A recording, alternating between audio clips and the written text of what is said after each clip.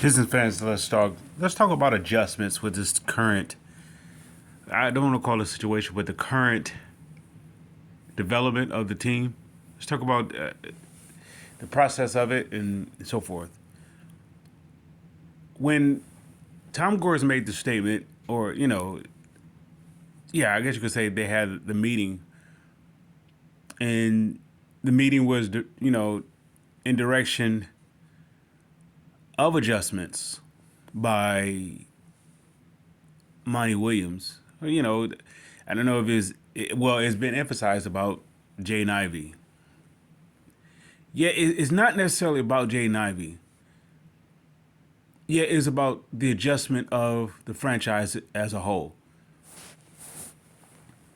When you hire, the situation is altering, or the development or the turnaround process or the rebuild or restore, however they want to do it, is altering in a different direction based upon the hiring of Monty Williams. Now it puts Monty Williams at a he has to do the same thing. In other words, for this to work, ultimately, of course, we're going to say all three phases have to be on the same pages. That's ownership, general manager, as well as the players, or give me head coach. And no, I could say it's four stages, including the players. It is such a transition all the way around from top to bottom based upon the hire of Monty Williams. It could be a negative and it could be a positive. The negative aspect of it is the time frame that they could have desired it to be. Let's say, for example, when it was up under when the organization was ran by Dwayne Casey, you can say, okay, this is a 4 year, 5 year turnaround period, right? Now, if you were to say, if you were to put it up under Monty Williams, it's going to take 3 years of a rebuild. The reason why I say that, well, the process with Dwayne Casey started before all the assets were, well, let's say the young assets was accumulated. It started before that. Now the assets that are accumulated, the young assets that has accumulated, was drafted by Troy Weaver in the process of maybe him getting his own coach that will fit the players that he drafted. Yet when you bring in a Monty Williams, you could say he's a veteran type coach. So in other words, he's kind of stuck in his own ways. He's the Dwayne Casey 2.0 at a younger stint. So to have him to shake his leaves and to do something new, it's gonna be a process by itself. So when ownership has a meeting stating that, okay, you have to adjust, or he's not saying you have to. Well, it's stated as though the ownership is saying to the head coach, you have to adjust. More so saying as, have you considered this? And it's not so much that he didn't consider Jaden Ivey the way Jaden Ivey is, how he's the type of player that he is, or type of style that he is, or his game fits. It's not that he didn't consider it. He's considering, like, he's going to a place where it's already somewhat established, yet nothing is a foundation. Nothing is in place for it to be built on. So the organization put Monty Williams in a bad situation. But it's almost like it's compared to being hired mid-season. One guy gets fired, you get hired mid-season, and you have to sort of pick up the pieces on the fly. So this is what they asked Monty Williams to do. So Monty Williams had to wear several hats. He can't just be a head coach. He had to be a development coach. He has to be a transition coach. He has to be so many different things at the same time. He also has to be the type of coach that is evolving. Well, how can I say it? You have to speed up the process of the development with your young players to fit his type of system, unless you're asking Monty Williams' systems to change. So if you ask the Monty Williams system to change, then why did you hire Monty Williams? You hired Monty Williams because of what he's capable of doing. All right. Now we saw some development with Devin Booker and a few other players out there in Phoenix and so forth. Yet it took some time. Those are guys that he brought in. Now, when you have the likes of Asar, Sasser, they can take that self same pace of development that Devin Booker and all those who have came in up under Monty Williams versus coming in before Monty Williams. If I remember correctly, if my memory is corrected. It's correct. Jesus. About that Devin Booker came in through the Monty Williams hiring. If not, it's going to be a disaster, sort of like the Chris Paul thing was. If you were to bring Chris Paul into that situation, it's going to be kind of bad because he's such a vet and he's stuck in his ways. You may have a little chance with the likes of you have a little chance with Cade because Cade is not stuck in his ways yet because he's still finding his way in the league, his niche, if you will. You have a better shot with Ivy and the likes of Duran fitting in Monty Williams' system than the likes of a Cade Stewart per se. Now, I think Stewart is a pro's pro, where he won't cause a rift, where he'll do whatever it takes to fit in into the system, that he'll do his part. Yet at the same time, you're still asking the process to be delayed with the hiring of Monty Williams. Am I saying Monty Williams is a bad hire? No, I'm not saying it. I'm saying it's going to take time because you're asking for someone who has done it the way that he has done it to alter the way that he has done it to be structured around what is not developed. So it's a weird situation. Everybody has to grow at a faster pace when you hire Monty Williams. Up under Dwayne Casey, or possibly if you were to have brought in Kevin Ollie or in the likes of that tier, Kevin Ollie or someone, not Willie Green, but forgive me, who are the other candidates? A younger, let's say, not a younger, let's say a more of a rookie, a less experienced head coach, more of a top assistant type guy. The young players can grow at the same pace where a system could be developed together versus Monty Williams coming in with the system. He's coming in with a system. And by him coming in with that system, you're asking the players to buy in to something. It's a complete comparison to what the Patricia thing was about. The Bob Quinn Patricia thing with the Lions was about. Same thing. They have a set way how they do it. You brought them in here because of where they came from. So they came from something that's already set. Yet the players that you have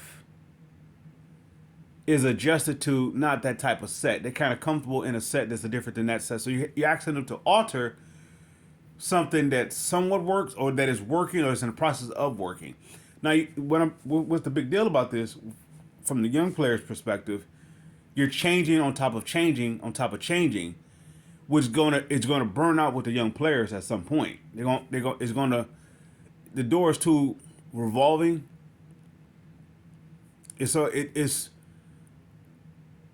like asking a leadership or asking someone who's supposed to be, who's qualified or who's hired to be qualified to lead, yet they don't know how to be qualified to lead.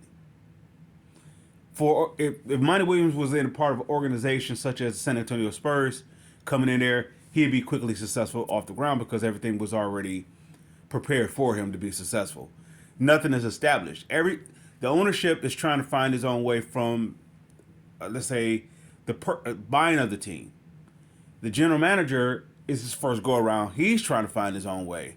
Now you're asking this coach to come to follow suit behind an organization that's finding its way, yet you hired me based upon what I've been doing, And now you're saying I have to alter that. So everybody is constantly growing together.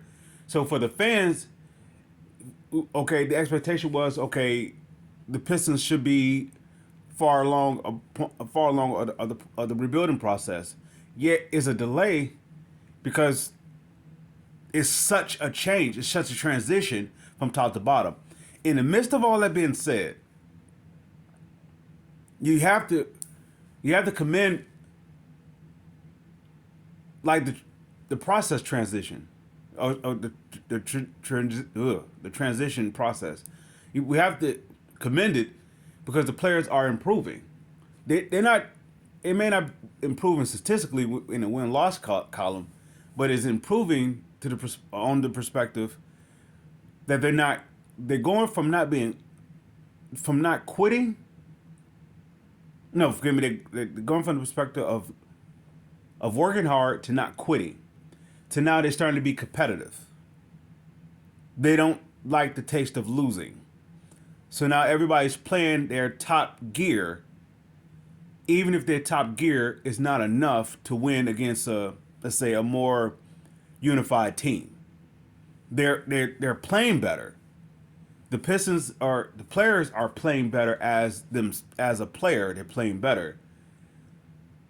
And this is why the likes of these superior, I won't say superior teams, but the more accomplished teams would say and are saying, or would have said and are saying that the Pistons are not this. They are not their record.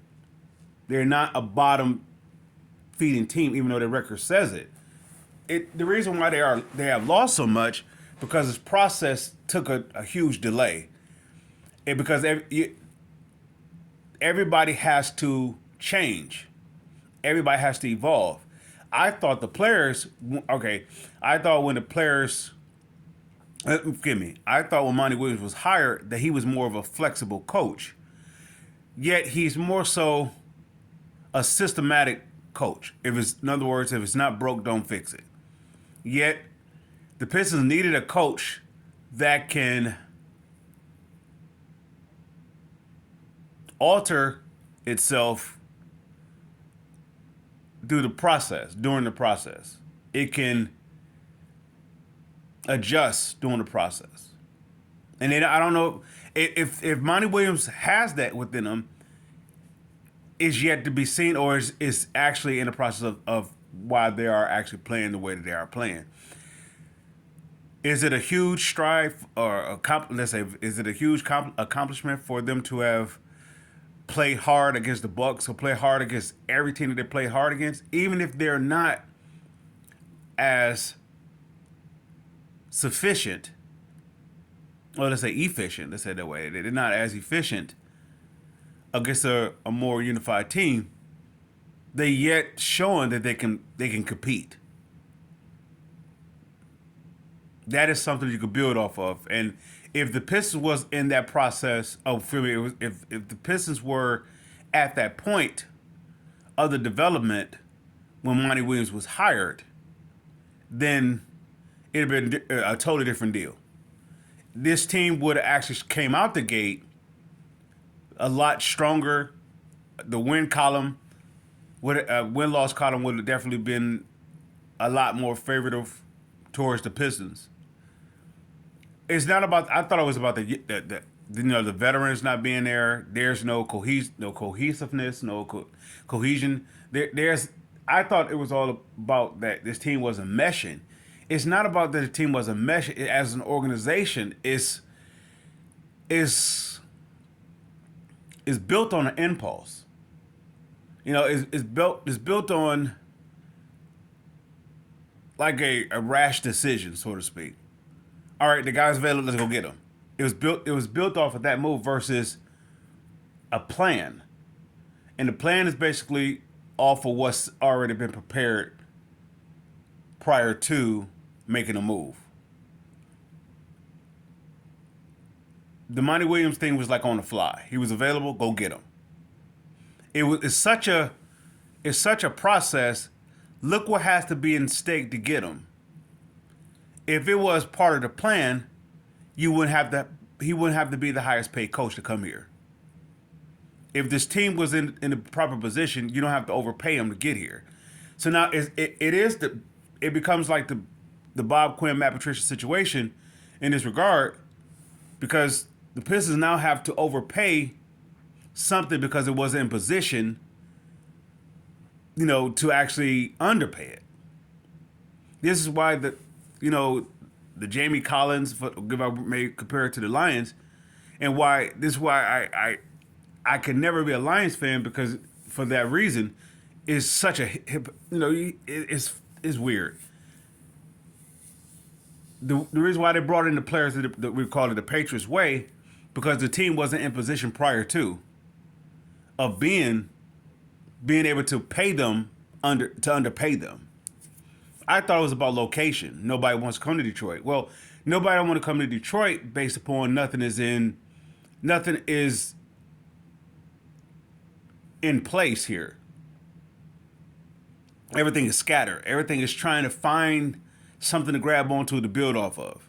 That's in all the sports, all the professional teams. That's just as a city as a whole. Everything is scrambling. Everything is scrambling.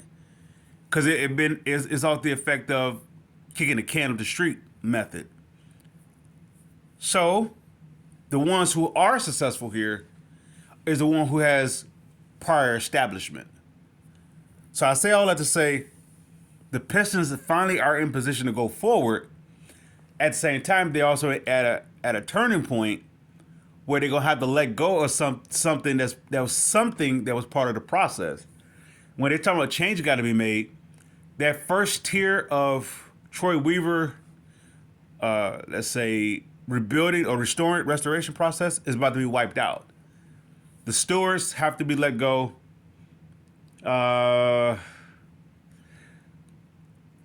Unless you're talking about a huge demotion.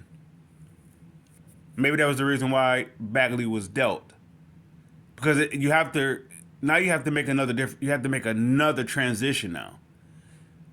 And are you asking Stewart to take a demotion, which wouldn't be unfair? I mean, which would be unfair. At the same time, it wouldn't not so much not be unfair, because you're asking him to adjust swiftly at a faster pace now. You ask him to change his game or to be something that he's not. So now you're at the place where you have to make a decision. Do you move on, even though you did it, the extension? The same thing goes with the Bagley thing. The Bagley extension and Stewart extension is like the same. It was based off what was built through Dwayne Casey. However, if you bring in, once you have brought in Monty Williams, it alters everything. It changed everything. Because now the expectation is different, because all the heat, in other words, the ownership put unnecessary pressure on the process of developing. In other words, you're asking a diamond to be made before the process takes place. So this is why you're going with the expectation that it should be in a plan. But nothing is it. The coach that you hired and the talent that you have here wasn't in a consideration when you're saying this is going to mesh and mesh well. To defend that statement, okay, I expect this to be in the playoffs or at least play in. They didn't take in consideration that you asking a head coach to do something, offer something that is not ready to be done. It's a weird situation, but nonetheless, I could see Stewart, Hayes leaving, and it's going to affect Troy Weaver in a way. I don't know if this is to run out Troy Weaver. I'm not sure if that's the reason why they hired Monty Williams, is to run out Troy Weaver. Troy Weaver's plan, it is not that it failed. It didn't have the chance to succeed. When you bring in a guy if you bring in somebody that's not his guy, it's clear that Monty Williams was the owner's guy. If you bring in Troy Weaver's guy, he will fit the process because he's targeting a guy that is that he sees with his players that he brought in. He can see the tangibles of the coach versus the tangibles with his players, and he's meshing them. However, when the owner stepped in and said, "Let's get Monty Williams here," he he over he did an override over that process. So either you saying Troy Weaver's finna be fired, or you made so much of a haste decision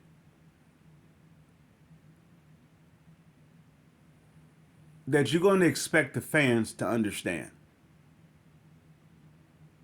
It's like a knee-jerk reaction.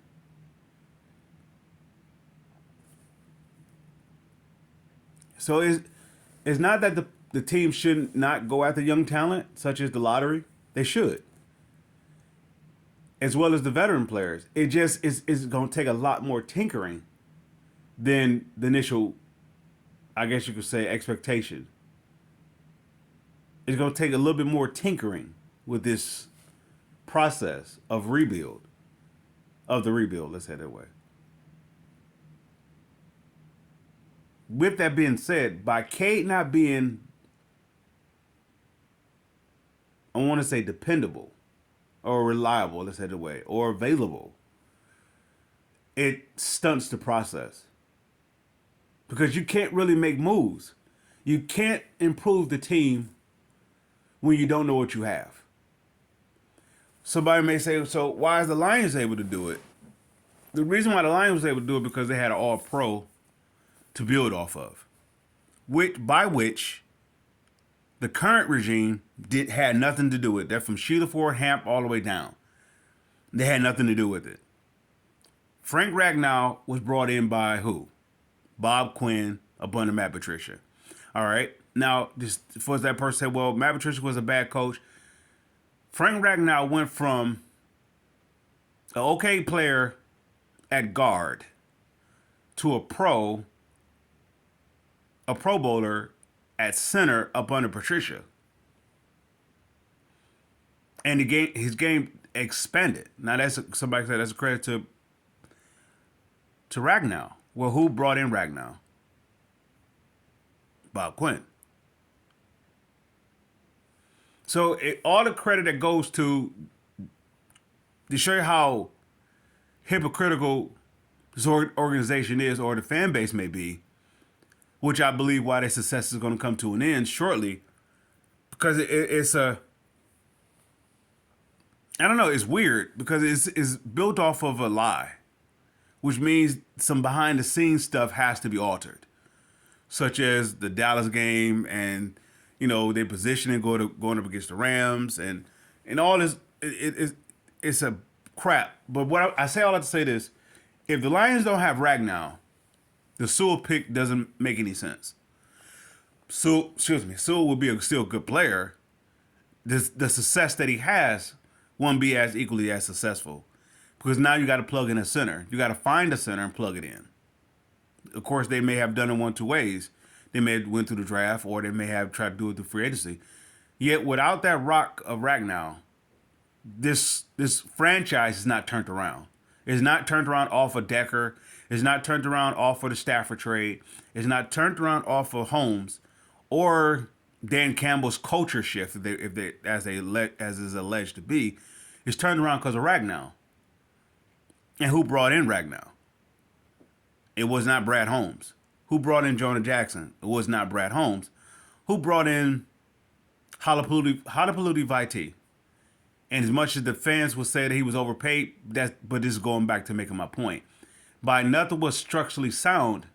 When you was feeding off of Backus and Raiola for so many years, and you was building off of them, the Petermans and the Glasgows and all these other, was built not the Glasgow that came through Bob Quinn. When you had all who was the guy? Woody. He came from New England. here, the guard Woody. I can't think of his name. Anyway, he came from here, and as well as a few other players. You know, by it being such a disastrous, it had to be nothing was in place, so you have to overpay Halapalooty Vitae because nothing was. It's a disaster to come here. It's like getting a head coach to come here. It's such a nothing is in place. You have to overpay. So this is why Monty Williams is the highest paid coach. He's not the highest paid coach because he's qualified. He's the highest paid coach because you had to overpay someone to take on such a disaster. It's not a disaster because of Troy Weaver. It's a disaster because prior management before Troy Weaver took the job it was terrible. Okay, if Joe Dumars doesn't do his job, somebody would say, well, he did do his job. He got them to the finals, the East Conference six chances at the East Conference Finals. All right, I give you that, but yet it still didn't put them in the process, or his extending that didn't go well. He failed at extending it. All the players that Joe Dumars brought in after the likes of Tayshaun Prince, no, say Mehmet Okur, they all flopped. All the picks that Joe Dumars brought in here, and what I mean by flopped, they can play on a bad team, or they can play on a team that's winning. They can do that. Yet, from them being able to pass it on from the going to work crew to the next player instead of players, it failed. Here's the proof: you traded Chauncey to move that process, or to continue that process by bringing in Brandon Jennings and Josh Smith, but you have no head coach to make sure that works. And to show you how bad, what I'm saying is a setback on top of a setback. So now you have to. How do you rectify that? You bring in Stan Van Gundy, who has some assets because they're off the losing of that setback. They're in a position to bring some assets, but then what does he draft here? He drafts the complete flops. So now you're saying to Troy Weaver, fix this. All right. So Troy Weaver is fixing it. He's bringing you talent here that you can actually move or to build off of, to be moved, to get better. So he's cleaning up that mess, but at the same time, you say you're not doing it at a faster pace because we brought in this new coach, whatever, that's going to alter it. So now we want you to do it at a different rate, which is unfair. It's part of the business, but it's part of a failing business.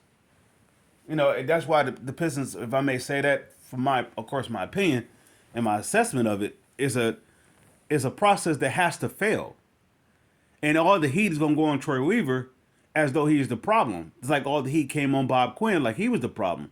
He's not the problem. It's like saying Troy Weaver was the problem for bringing in Dwayne Casey. Or, you know, Bob Quinn is the problem because he brought in Matt Patricia. There was nothing here to build off of based off the Millen and Mayhew situation, or them doing the exact same thing what Joe Dumars was doing. Bringing in draft prospects that's failing after failing. And the reason why they failing because nothing was in place here. Joe Dumars probably had an easier a better chance at the process of developing young players because the going to work crew set such a foundation. Yet he kept bringing in all the players like Austin Day and Coleon Young and Rodney White. He kept bringing in players that needed more time to develop, that wasn't ready to go, and yet the players that was ready to go, he would trade them. So it was like Joe Dumars was split between two worlds, which is a bad general manager. And that's something that the Lions put Bob Quinn at. You have to overpay to get people to come here, and then you have then you're gonna get scrutinized for overpaying them to get to come here because nothing was here prior to. So it was no way that Bob Quinn could succeed, even though he brought them the success, the current success. Brad Holmes didn't do nothing. Brad Holmes built off that. So now, if you're going to fire, I say all that to say, if you're going to fire Troy Weaver, you're doing the exact same thing. So the next general manager will come here, and it will be like they're successful, but they're not successful. Forgive me, like as though that they started to success. Brad Holmes did not start to success. Bob Quinn did, because Bob Quinn had to clean up all the Matt Millen, make you. And the fans, of course, they don't care about that. They just want to see the finished product. But that's the reason why it can't last long, because it's based off of, I guess you could say it's based off bad business. After all, it's still business though.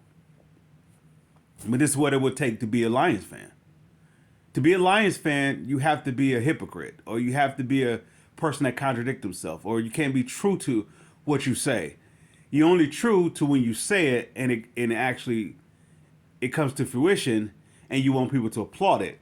But prior to that, you are the biggest snake there is.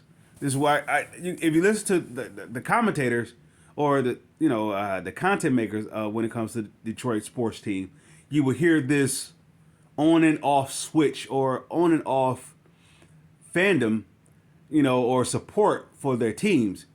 1 minute you're for them, next minute you're booing, and it's interesting how everybody's on Team Lions now. At the flip of a switch, which is going to happen. Let's say once they lose to the 49ers, because they're going to lose to the 49ers. That's not me trying to put no bad omen or say something bad and I'm like negative. They're going to lose to the 49ers because the 49ers is a better team than the Lions. Lions may be on the roll, but the 49ers is a better team. Once they lose, you're going to see how hard it is, or you're going to see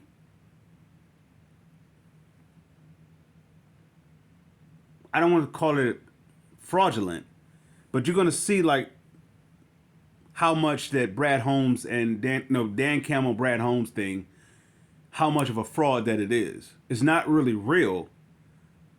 It's real if you have help, but that's how it works with the Lions. Everything needs help. Like when they had Stafford, you had to give Stafford help. Everything needs help. Yet you don't want to credit the ones who did it without the help. Brad Holmes, Patricia did it without the help. Somebody may say, well, they had a losing thing. It was a losing, I would say, recipe, if you will. It wasn't really losing. It didn't have the opportunity to showcase itself, because it was cleaning up the mess of the 20 plus years prior to, maybe 30 plus years prior to. You talking about going all the way back from the debacle, from going back to not continuing the playoff run from 91 with Barry Sanders, to show you how much of a debacle that it was. They couldn't continue that run, which put it in a hole for the next 30 years. I won't say 30 years, let's say a good 15 to 20. And then now you're asking Bob Quinn to clean that up. And it's a huge deal. It's a huge mess. So, I say all that to say this. If they fire Troy Weaver, it's almost like it's a train wreck waiting to happen.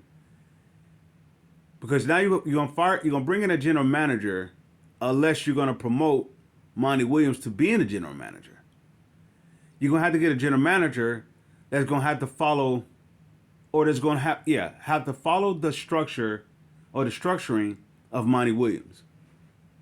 So I don't want to say it's done wrong. It's like fixing somebody else's mess on a continuous basis. On a continuous repeat.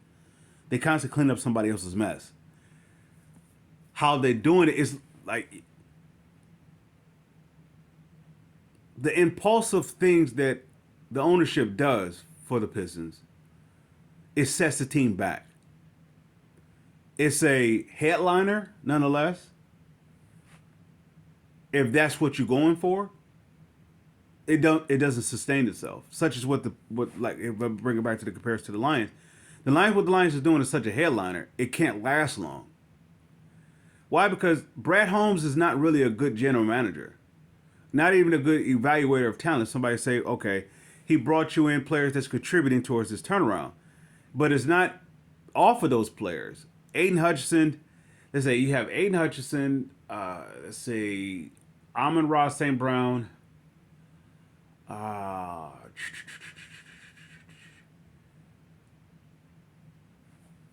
Branch, Laporta,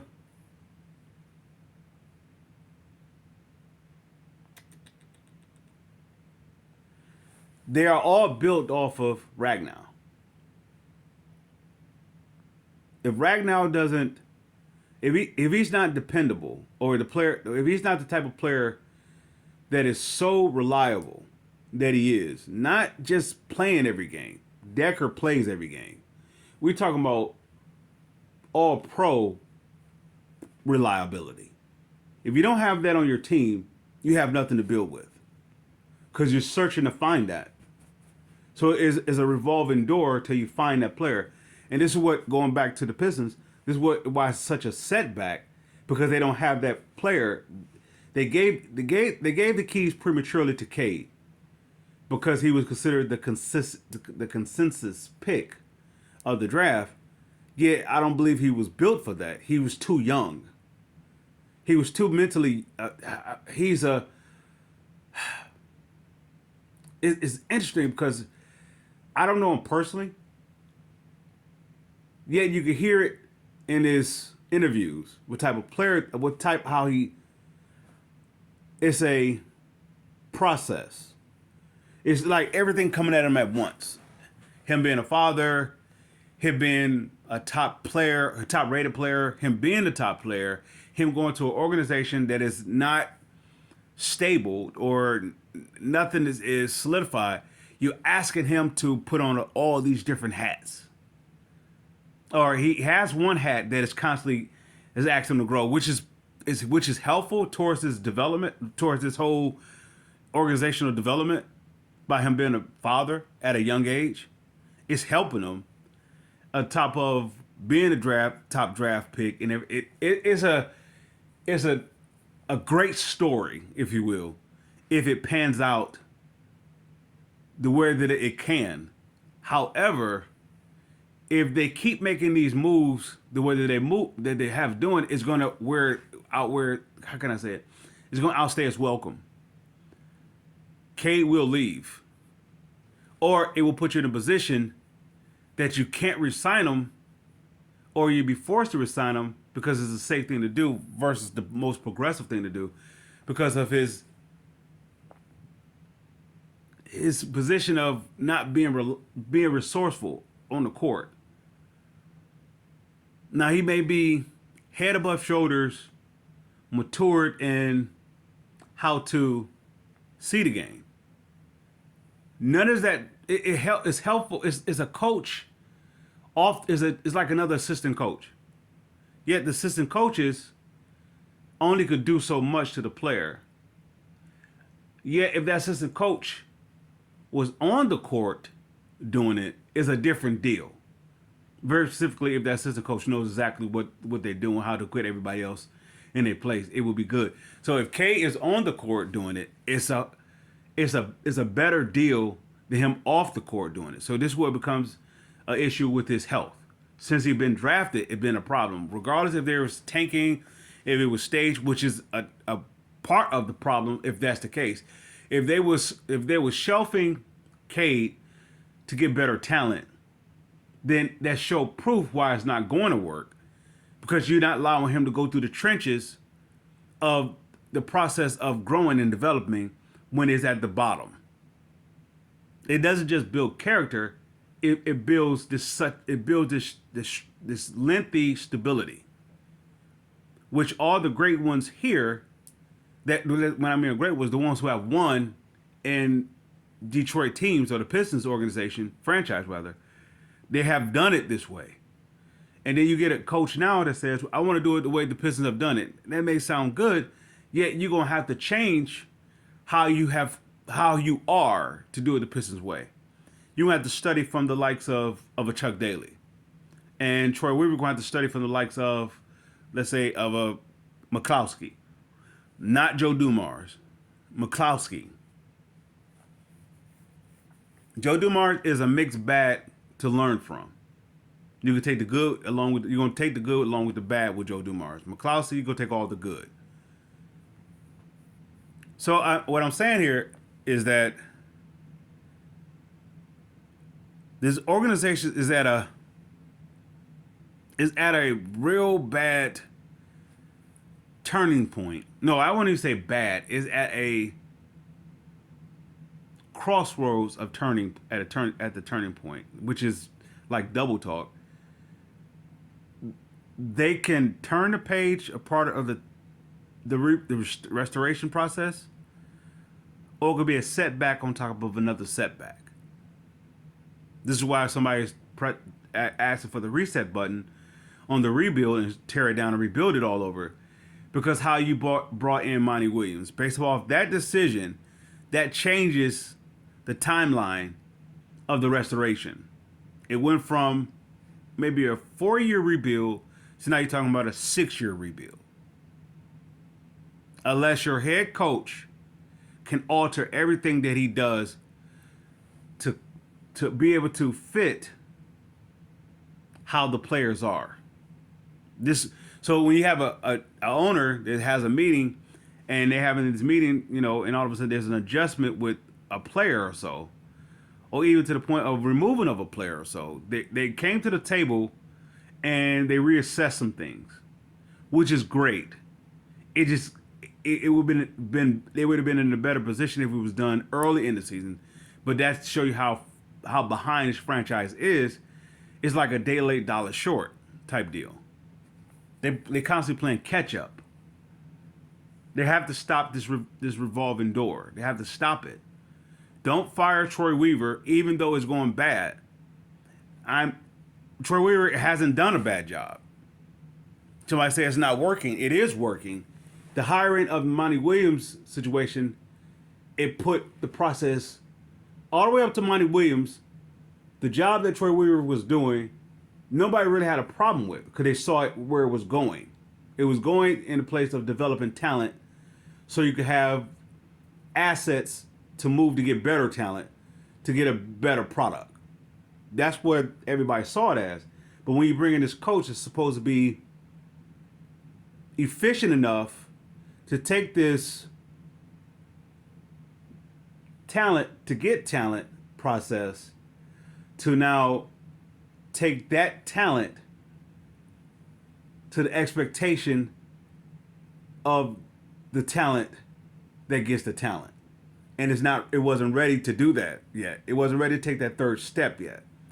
So it's weird. Yet is what it is.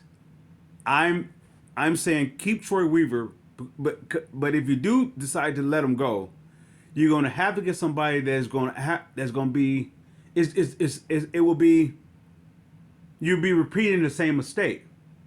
Because if you didn't let Troy Weaver hire the guy that he sees best fit for his players that he accumulated, then you're doing the exact same thing again by bringing in Monty Williams, and you're going to have to allow Monty Williams to hire a general manager that he would best fit to work up under to get the assets that he's going to have to work with, or you're going to override Monty Williams and bring in your guy, which will be the same situation all over again, which goes back to the ownership.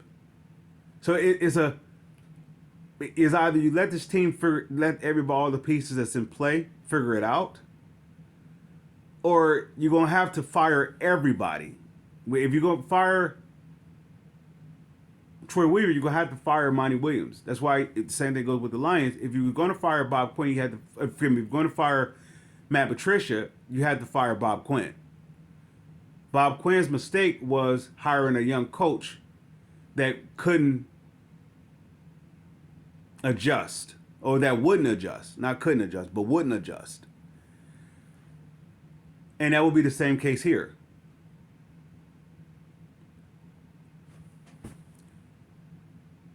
I don't know.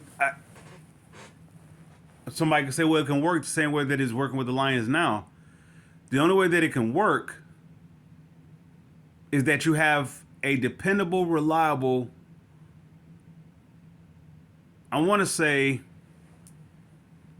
not an all-star, not a Pro Bowler. Yeah, but an all-pro. You talk about an amongst of all the players, they are the top of their position. If the Pistons doesn't have that on part of his team. If so, by the end of the year, they would step up and be that. Now you may have that in the likes of, in my eyes, a Duran, which will go back to the whole Lions comparison, the Ragnow deal, and who brought in the hire, who brought in Ragnow, Bob Quinn, the guy that you blame for the disaster of the team. So that will be Troy Weaver brought in Duran, and you're firing him and you're blaming him to fire him because he didn't proceed the process more swiftly. Pistons fans, I salute.